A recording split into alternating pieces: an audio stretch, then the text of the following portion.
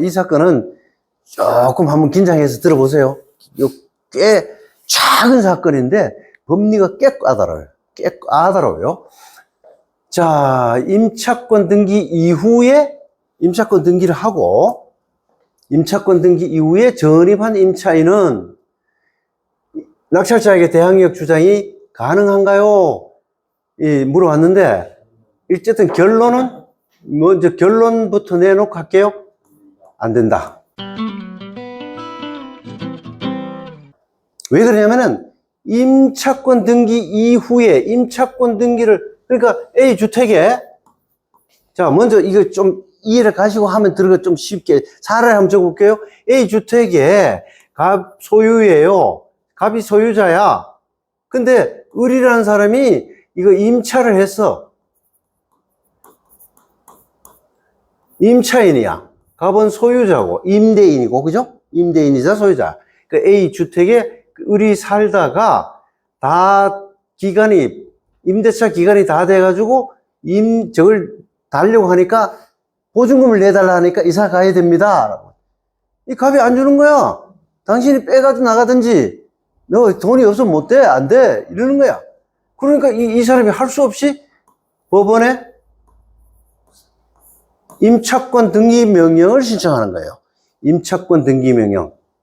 자, 우리 여기서 민법상의 임차권 등기는요. 민법에도 임차권 등기를 할 수 있거든요. 민법상의 임차권 등기는 민법의 임차권은 채권이야, 채권. 채권은 특정인이 특정인에게 어떤 행위를 청구할 수 있는 권리가 채권이에요. 채권. 물권은 내 특정인이 아니라 세상의 모든 사람에게 권리를 주장할 수 있는 권리가 대세권이라 그래가지고 물권이에요. 물권. 채권은 내하고 이분하고 계약을 했으면 나는 오로지 이분한테만 주장할 수 있어. 어떤 행위를 우리 집에 와서 잔치 때 피아노 쳐주기로 했으니까 그 안에 해달라 그러는 요구하는 그것도 채권이에요. 돈을 빌려주면 돈 달라 하는 것도 채권. 그러니까 돈 내지는 어떤 행위를 요구할 수 있는 게 개인이 특정인에게 행위할 수 있는 게 채권이야. 채권과 물권 개념부터 확실하게 딱 잡아놔야 돼요. 물권은 그게 아니고 내가 이 건물을 가지고 있어. 그러면 이 건물을 훼손하는 사람이나 여기에 들어오는 사람이나 세상의 모든 사람에게 내 물건인 이 건물에 어떤 훼손 행위를 하는 사람에게 누구든지 내가 그 훼손 못하게 할 요구를 할 수 있는 권한이 생겨요. 그걸 대세권이라 해요. 세상에 대한 권리라 이래가지고 대항할 대자에 대세권이라 그래. 물권이 대세권이에요. 채권은 대인권이에요. 대인권. 사람의 자유권. 그런데 자 보세요. 민법상의 임차권은 채권이기 때문에 갑과 을이 합의가 있어야 등기를 할 수 있어. 임차권 등기를. 지 혼자 못해. 얘가 아무리 갑의 부당한 행위가 있다고 해도 이 혼자 가서 법원에 가서 등기를 안 된다. 두 사람이 합의가 돼야 돼. 벌써 첫 출발부터 민법상의 임차권하고 주택임대차보호법상의 임차권은 전혀 달라요. 근데 그걸 구별을 못하면 경매에서 피보는 거야. 이 사건도 그 비슷한 거예요. 자, 요 민법상에 이거는 안 된다 하더라도 주택임대차보호법 또는 상가임대차보호법에서는 이런 법원에 임차권 등기 명령 신청을 할 수 있어요. 자, 법원이 여기에 임차권을 등기하라라고 명령을 해주세요. 이 말이에요. 자, 판결, 결정, 재판의 내용에 따라서 결정, 명령이라는 게 있는데, 요거는 지금 여기서 설명을 하지 않을게요. 재판의 종류가 판결만 있는 게 아니에요. 우리 경매를 하려면 이런 것도 약간 구별을 할 줄 알아야 돼요. 구별을 하면은 이해가 쉬워져. 자, 명령, 결정, 여기에 법원의 명령, 임차권 등기 명령, 여기 해당하죠. 글자는 여기 해당하는데, 이 성질이, 얘는 임차권 등기 명령이라 그럴 때 명령은 결정에 해당돼요. 그거는 민사소송법을 알아야 돼. 자, 간단하게, 판결은 구두변론주의에서 모든 변론을 실제 열어야 돼. 열어서 판결을 해야 돼요. 그게 판결이야. 그리고 법원이 하는 재판이에요. 법원. 그런데 결정은요, 판결과 똑같기는 똑같아. 뭐 구두 변론에 의할 수도 있어요. 그러나 법원이 하는 재판인 거는 똑같아. 그래, 구두 변론주의의 판결처럼 할 수도 있는데 얘는 예외적으로 서류 재판으로 할 수가 있어. 서류 재판. 사람 갖다 앉혀가 법정 앞에서 변론을 열게 하지 않을 수도 있단 말이에요. 그래서 요 명령은 그럼 글자가 또 임차권 등기 명령인데 글자가 똑같잖아요. 맞아요. 똑같아요. 그런데 여기서 명령은 뭐냐면은 판사가 하는 거야. 판사 또는 법관이 하는 거예요. 요걸 뭐라 그랬죠? 법원이 하는 거예요. 이 법원은 수원지방법원 평택지원이라는 그런 거는 그거하고는 달라요. 수원지방법원 평택지원은 법원 조직법에 의한 행정법상의 법원이에요. 자, 이제 법학을 안 하신 분들은 리걸 마인드가 이게 막 헷갈리기 시작하는 거야. 헷갈릴 거 없어요. 자, 소송법, 민사소송법의 법원이 다르고 행정법의 법원이 달라요. 그래서 요때의 법원은 소송법상의 법원이야. 행정법상의 법원이 아니고요. 저기 수원지방법원 평택지원은 행정법상으로는 법원이 하나잖아. 근데 여기 소송법상의 법원은 엄청 많아.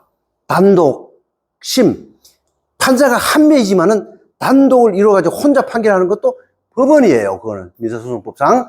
3명이 부를 형성해가지고 3명이 재판하는 것도 그것도 합의부라 그래가지고 법원이에요. 그것도. 이게 지금 용어가 헷갈리기 시작하는 거야. 그저께 옛날에 지난 시간에 제가 경찰 질서행정하고 두 개 헷갈리는 거 얘기했듯이, 그죠? 자, 그러니까 이게 사회성이 떨어지는 어린애들이 법과대학에 처음에 들어와서 너무너무 어려운 거야. 행정법도 어렵고 막 어려운 거야. 공인중개사 처음에 공부할 때도 마찬가지예요. 그게 리걸 마인드가 형성이 안 돼서 그런 거예요. 자, 이거는 소송법상의 의미 법원이다. 평택지원은 행정법상의 의미 법원인데 평택지원 안에서도 소송법상의 법원은 꽤 여러 개다. 법원이 많아요. 여기도 한 7, 8개, 좀 10개 가까이 될 거예요. 단독 판사가 법원을 형성해가지고 혼자 재판하는 게 그것도 법원입니다. 소송법상의 의미에. 왜 그러면 이걸 이렇게 구별을 합니까? 이유가 있어야 될 거 아니야. 골치 아프고 왜 이래 구별하냐? 불복 방법이 달라요. 민사소송법상 판결은 항소 많이 들어보셨을 거예요. 이것도 알아야 뉴스를 봐도 귀가 뚫려가지고 알아들어요. 판결은 항소, 2심이 항소야, 항소심. 그럼 또 3심에 오는 건 상고라 그래. 그죠? 판결은 구두변론, 완벽한 구두변론주의에 의하는 거는 그래요. 그러나 결정과 명령은 항고라 그래. 또는 즉시 항고라 그래. 즉시 항고는 7일밖에 기간을 안 주어져요. 딱 7일 넘으면 불변기간이라 그래가지고 천하에 무슨 일이 있어도 안 돼요. 허용이 안 돼요. 대통령이 와도 안 돼, 이거는. 즉시 항고는. 그런데 즉시 항고는 그렇다 보니까 규정이 있을 때만 가능한 거야. 우리 민사집행법에 경매를 하다 보면요, 간혹 이거는 만납니다. 민사집행법은 대부분 즉시 항고야. 그냥 항고는 항고 기간이 별도로 정해져 있지 않아요. 내가 이의 신청하면은 항고처럼 취급해 주기도 해요. 여기 항고에 또 이의 신청이라는 것도 또 있어. 요렇게 규정하고 있는 것도 있고, 민사집행법에서 요렇게 규정하는 거, 요렇게 규정하는 거 다양해요. 그래서 요걸 불복하는 방법이, 기간과 방법이 달라요. 그래서 결정과 명령을 구분하는 거야. 그런데 결정은 어쨌든 소송법상의 의미의 법원이 하는 건데, 이 판결처럼 구두 변론을 하지 않고 서류 재판으로 끝내버릴 수 있어요. 자, 임차권 등기 명령은 명령이라는 말이 붙었지만은 소송법상의 의미의 법원이 단독 판사가 할 뿐만 아니라 얘는요, 변론을 열 수도 있어요. 아무래도 안 되겠다. 저 뭔가 꼼수가 있는 것 같아. 변론 열어가지고 임차인하고 부른다고. 컴온. 부른다고요. 부를 수도 있어요. 그러나 부르지 않고 대부분 한다, 실무는. 어쨌든 부르지 않고 하는데 부를 수도 있다. 그래서 이게 명령이 아니라 결정이야. 뭐 명령은 판사나 법관이 하는 거예요. 소송법상의 의미의 법원이 아니고 그야말로 판사 자격으로 그냥 발령받아 온 사람이야. 그 사람은 밑에서 다른 심부름 하고 있어도 판사야. 어디까지나. 그죠? 재판을 안 해도 단독 판사로서 또는 합의부원으로도 뱀 임명을 받아가지고 들어가서 재판에 관여하지 않아도 판사야, 그 사람은. 그죠?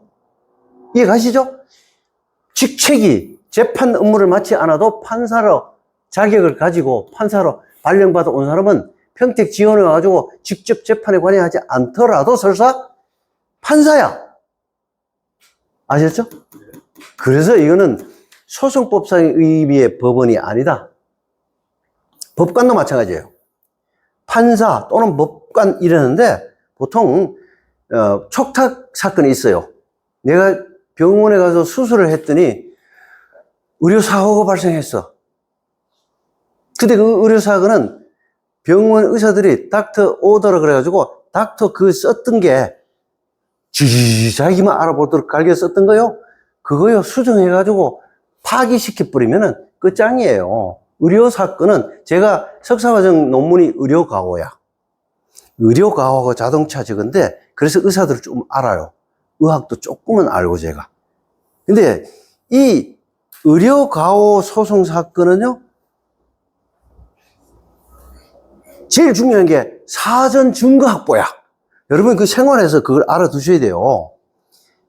의료사고가 딱 발생했어. 병원 앞에 가 데모할 게 아니고 데모하는 순간 닥터 오더는 날아간다. 다른 걸 바뀐다. 저는 소송을 20년 했다 그랬잖아요. 옛날에 변호사 사무실 저거 하면은 제일 먼저 제가 의료 소송 그 전문가니까 뭘 해요? 딱 그 병원에 저거 먼저 해버려요. 사전 증거 신청 먼저 해버려요. 사전 증거 신청해버린 그 법원에서 그 병원에 그 의료 닥터 오더를 압수해버려요. 압수해놔놓고 나는 프린트 해가지고 그걸 전문가인데가 번역시켜버리는 거예요. 그죠? 그러면 꼼짝 말아요. 근데 그렇게 안 하고 앞에 가서 데모하고 막 떠들고 막 시위하다 보면 닥터 오더 위조 다 돼버린다고. 변조 다 돼버린다고요. 자, 그때에, 자, 이 사건이 평택, 뭐, 예를 들어서, 안산에서 그런 일이 발생했어. 근데 평택에 있는 법원에 안산에서 여기 지원해. 안산 법원에서 저걸 할 수가 있죠. 촉탁을 할 수가 있어. 민사소송법상. 닥터 오더로 확보해달라. 촉탁을 할 경우에는 그때는 법관이라 그래요. 촉탁 판사라 그래. 그리고 합의부 3명 중에 1명을 만약 이게 단독 사건이 아니고 의료사고 가운데 합의 사건이야. 3명이 관여하는 합의 사건이야. 그러면 그 중에 재판장이 너 쫄병 보고 당신 그 확보해. 닥터 오더. 사전 증거 조사 절차를 당신이 해라. 이라. 사전 증거 조사를 해라. 이러면은 그 합의부 3명 중에 1명이 수명 법관이라 그래. 합의부 전체 3명 중에 명을 받았다 이래가지고 한자로서 표현하면 수명 법관. 그죠? 수명 법관이라 그래, 이걸. 어쨌든 요거는 촉탁을 받은 판사고 요거는 법관이에요. 이 사람은 소송법상의 민사소송법상 재판부가 아니야. 요 합의부 3명 중에 1명 그 준거 그리고 촉탁시키는 게 무슨 판사직이 아니에요. 사실의 일종의. 그래서 자, 민사소송까지 깊이 들어가지는 않을게요. 여기서 요게 오해를 하시면 안 돼요.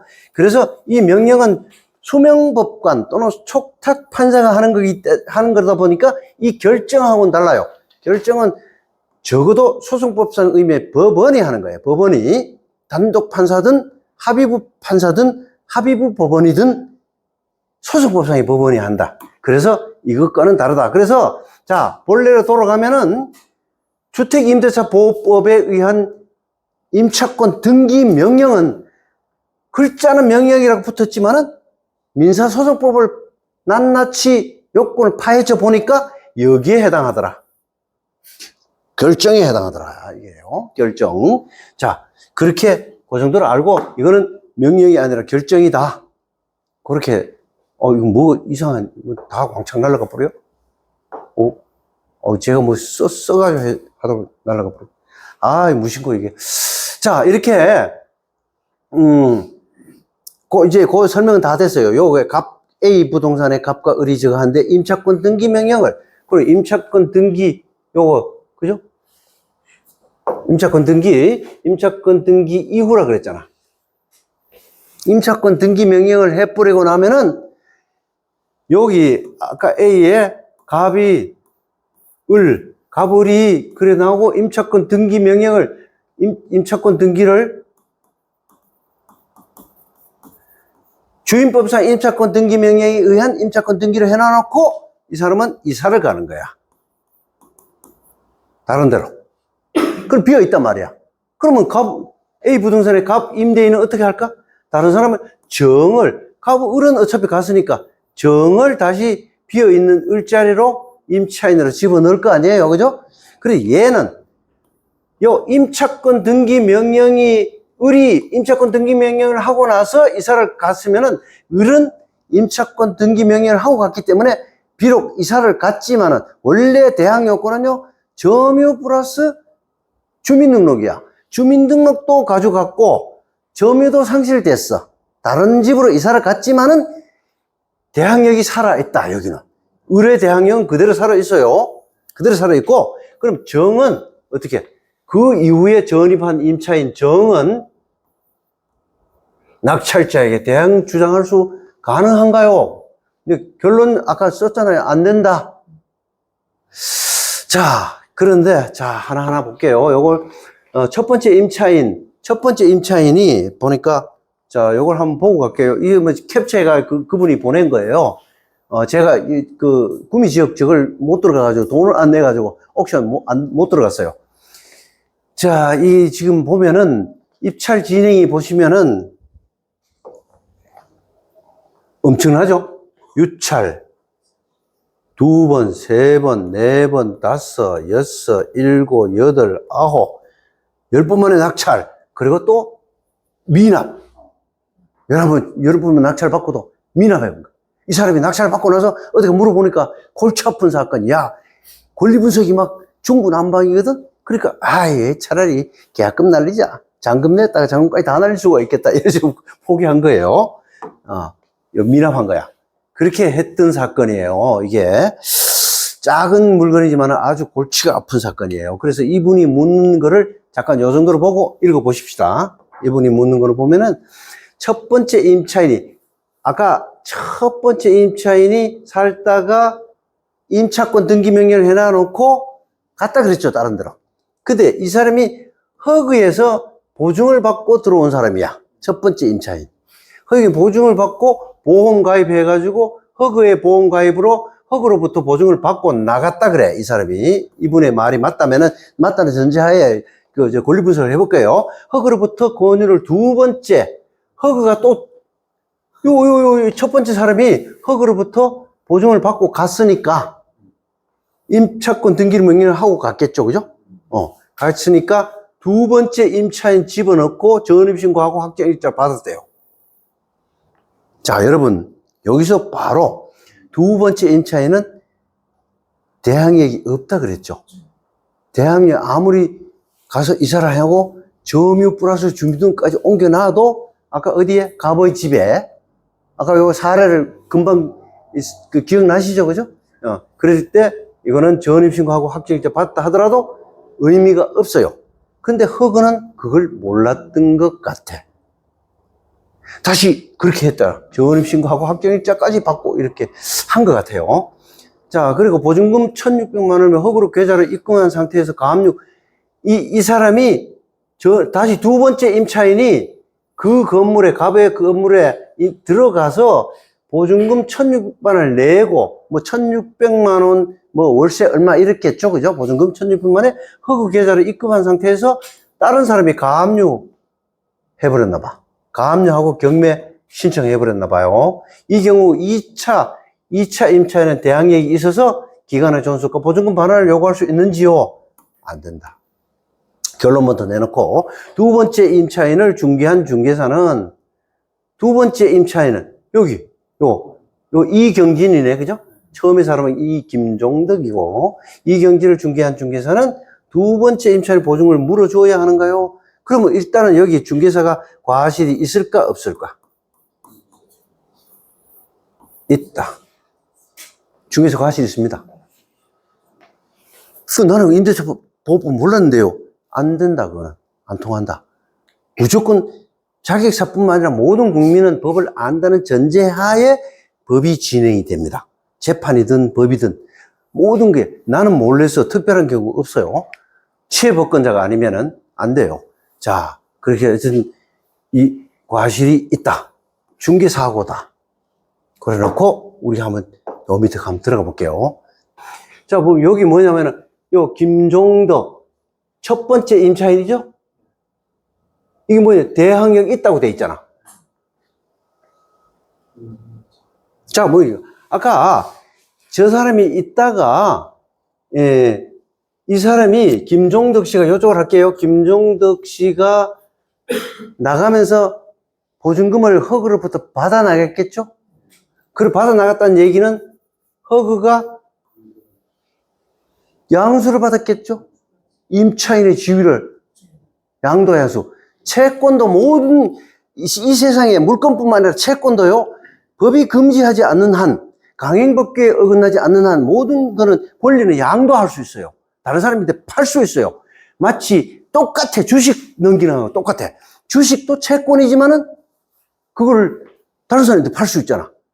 보통 좀 싸게 팔죠. 그죠? 산 사람이 또 어떻게 하고. 채권도 마찬가지. 채권 샀다가 팔고. 채권은 1억짜리 같으면 보통 8천만 원, 9천만 원을 팔잖아요. 그럼 그 마진 가지고 사가지고 또 딴 데 팔고. 이런 식으로 채권도 팔듯이 그 허그가 채권 양수도. 넘기는 건 양도, 받는 거는 양수. 그렇게 채권 양수도로 그래요. 채권 양수도를 했단 말이에요. 민법 450조에 해당하는 얘기예요. 자, 이걸 채권 양수도를 했단 말이에요. 허그가. 김종덕으로부터 보증금을 내주면서 그 김종덕의 임차 권한을 받았단 말이야. 자, 김종덕 대신에 허그가 들어가겠죠? 그 자리에. 자기 채권 양수도 했다면서 들어갔다고. 그리고 여기서 제가 써놓은 건데, 여기 대항력, 김종덕은 대항력이 있다. 그러면 대항력이 있으면은 허그도 대항력이 있어야 될 거 아니야. 그죠? 양수도 했으니까. 김종덕이 채권을 양수도 했으니까. 그런데 여기는요, 우리가 저 경매 하시면서 경매 공부할 때는 채권을 공부를 안 해. 대부분. 치명적인 약점이에요. 그 일반 막 물건만 이거 남기고 주인법하고 그것만 공부한다고. 이런 사건에서 뭐냐면은 지명채권이라는 게 있어요. 지명채권. 이게 지명이란 말은 이름을 지어서 지시한다 이런 뜻이야. 탁탁 지명. 지명채권이라는 게 이걸 참 중요해요. 이 지명채권은, 이 지명채권이라는 것은 채권자가 특정되어 있는 채권. 그러니까 임대차 같으면 임대차는 채권이죠. 갑의 재산을 갑이 임대인이고 을이 임차인이라고 하면은 임대차는 이게 특정되어 있잖아. 나중에 보증금을 받을 수 있는 거는 을이고 보증금을 받는 데 대해서는 을이 채권자고. 그럼 을이 보증금을 받았으면 집을 넘겨줘야 될 거 아니에요. 그럼 집을 양수받는 거는 갑이 채권자야. 채권 채무를 어떤 사람이 채권고 보통 그 헷갈리는데 법과대학에서 제일 중요한 게 쌍무계약이라 그러는데 양쪽에서 주고받고 할 때는 보통 물건을 중심으로 우리나라는 물건을 중심으로 채권자를 정하는 법이야. 습관이 있어요. 그걸 모르면 채권법 총론이 굉장히 어려워져. 아주 단순한데도 불구하고. 그래서 여기는 지명채권이란 말은 이 물건에 대해서는 갑이 채권자야. 근데 보증금 반환에 대해서는 을이 채권자야. 그럼 을이 채권자. 을이 채권자예요. 김종덕이 임차인이잖아. 그거를 허그에 넘기고 갔단 말이야. 그러면 거기서는 누가 채권자예요? 예? 허그가 채권자잖아. 그러면 이게 채권자가 정해져 있잖아. 채권자가 특정된 걸 어렵게 생각하지 마세요. 그냥 지명이란 말은 우리 뭐 손가락질 한다 이래가지고 이름을 잊고 딱 특정되어 있다 이런 뜻이에요. 지명채권이라 그래 그냥. 그게 뭐 고도에 무슨 의미가 들어있고 그게 아니에요. 그냥 지명채권이라 그래. 채권법에서. 근데 그 지명채권은 특정되어 있는 당사자가 채권자가 특정되어 있는 걸 지명채권이야. 그러면 지명채권은 역시 양도할 수 있어요. 양도할 때는 지명채권을 양도할 때는요. 민법 450조가 적용돼요. 네. 민법 450조가 적용되는데 민법 450조에 이 김종덕과 허그 사이에는 양자 사이에는 이 효력이 그냥 양도로만 해도 효력이 생겨요. 양자 사이에는. 그런데 제3자에게는 특히 제3자가 여기서는 우리는 경매사건이잖아. 낙찰자가 이어서 피해자가 나올 수 있잖아요. 그죠? 낙찰자가 문제잖아. 그러면 오늘 요런 게 있다는 거 맛만 보세요. 이게 상당히 어려운 부분인데 심화반에도 이렇게 좀 할 기회가 있을는지 모르겠는데 이게 지금 바깥에도 잘 모르고 중개업계나 이런 데서 잘 모르고 여기서 이거를 역시 옥션에서도 이걸 몰라가지고 여기 이경신도 대항력 있다라고 적어 놓은 거. 좀 이따 설명을 연속적으로 해 나갈게요. 제3자, 특히 낙찰자를 제3자라고 하겠죠?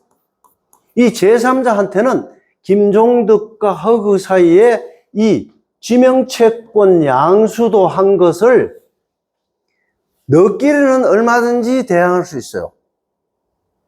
계약서만 써도 돼. 그러나 제3자인 낙찰자한테는 확정일자 있는 증서로 보내야 돼.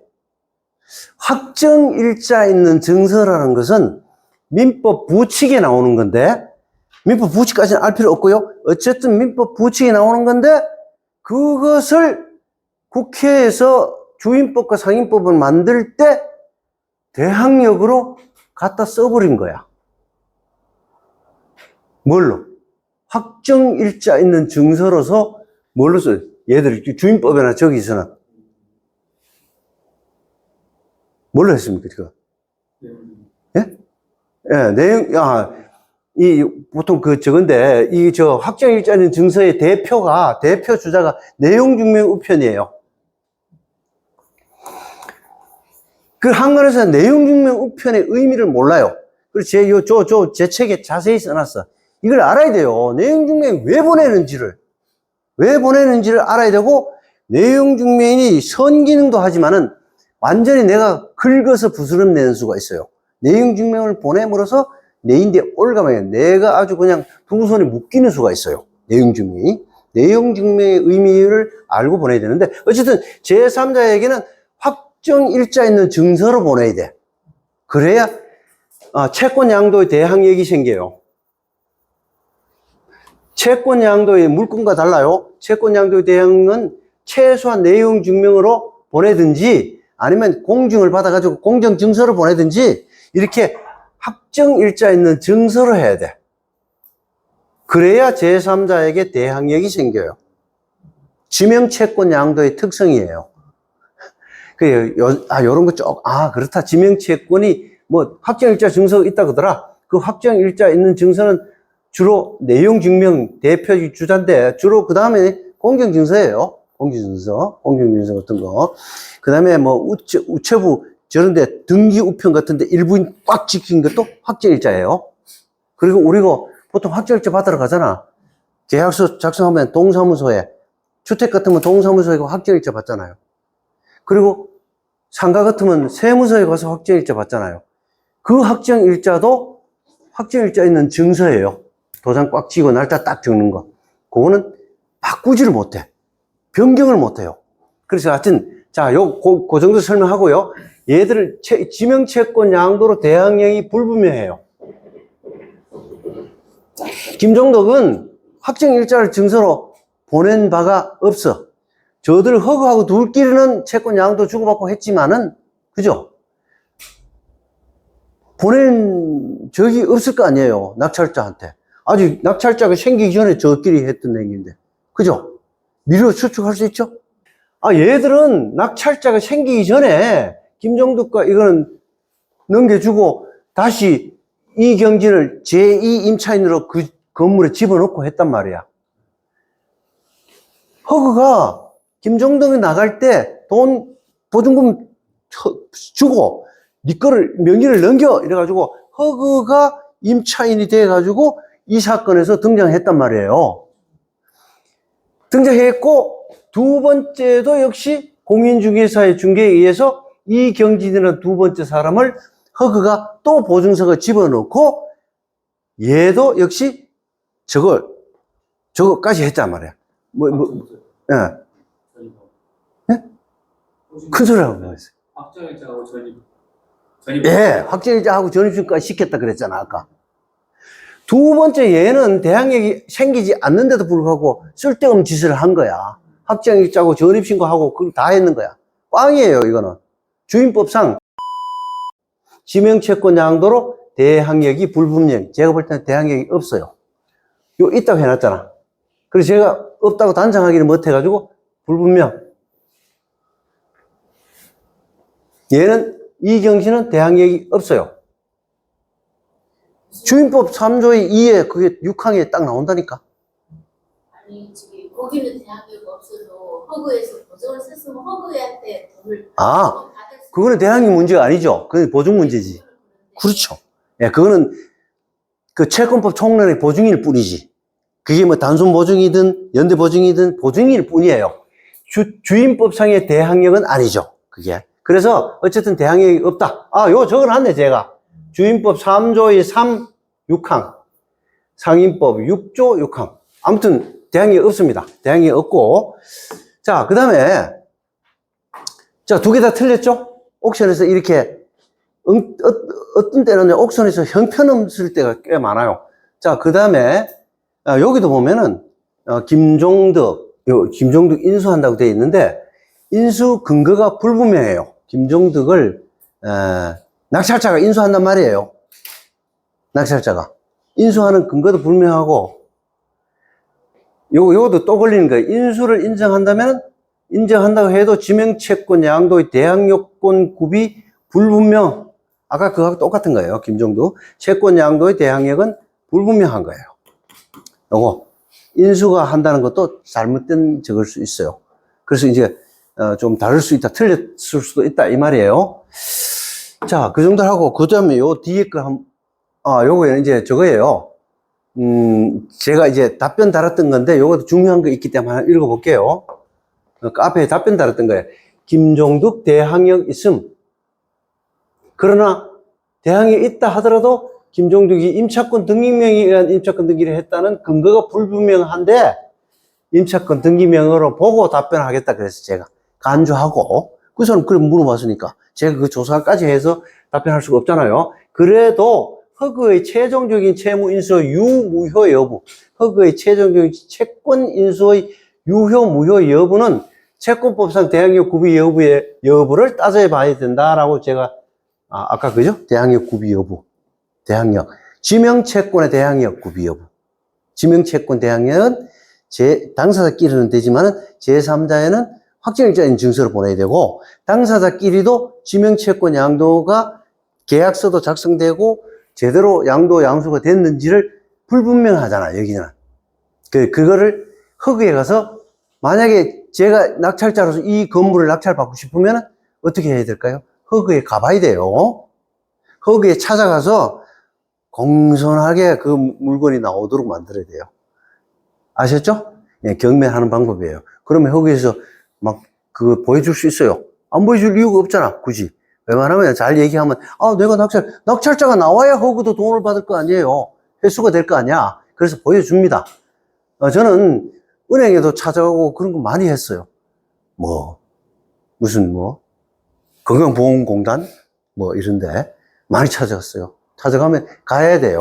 경매하려면 그렇게 가야 돼요. 그래서, 자, 이 부분은 한간에서 잘 모르는 분야로 부동산 경매에서 특히 주택 경매에서 주의를 요함. 임차인 이경기는 대항력 없고, 이경기를 중개하는 중개사고를 면키 어려움, 중개사고. 또, 그리고 여기, 두 번째 임차인, 제2차 임차인이 허그로부터 보증을 받을 수 있는지 여부는 두 번째, 이경진, 그죠? 자꾸 그걸 묻더라고, 이분이. 그래서 내가 이 경매 사건과는 별개의 문제입니다. 못 받아요. 대항력 없기 때문에 못 받는데, 그거는 또 별개의 원인을 이유로, 별개의 원인을. 아까 우선 예리하게 그런, 법적 원인은 있어요. 경매 사건은 별개의 문제이고, 별개의 원인으로 별개의 소송 절차를 거쳐서 별도로 받아야 합니다. 그거는. 그 부분은. 그러니까, 요 2차 임차인인 이 사람이 고생하는 거죠. 두 번째 들어갔는데, 주임법에 대항력이 없다는 사실을 주택임대차 명령에 의한 등기를 하고 난 두 번째로 들어간 사람은 대항력이 없다 그랬잖아요. 그게 이경진이거든? 두 번째 임차인이거든요? 그래, 없는 걸 모르고 들어갔으니까 이 사람은 역시 별거의 허그를 상대로 하든 중개사를 상대로 하든 손해배상 청구를 해야 되는 거예요. 이거는 경매하고 직접 관계가 없습니다. 끝나요, 이 사람은. 경매에서 그냥 대항력이 없어요. 두 번째 들어간 사람은. 그걸로서 아웃이에요. 비워줘야 돼요. 쫓겨나야 돼.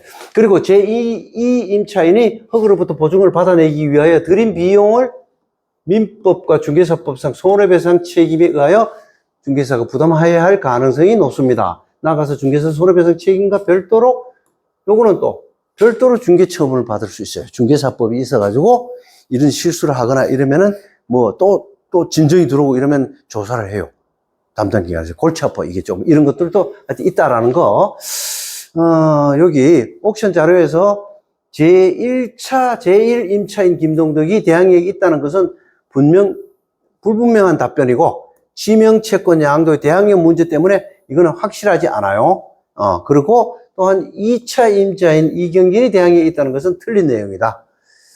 자, 이렇게 옥션에도 잘못 적는 경우가 왕왕 있습니다.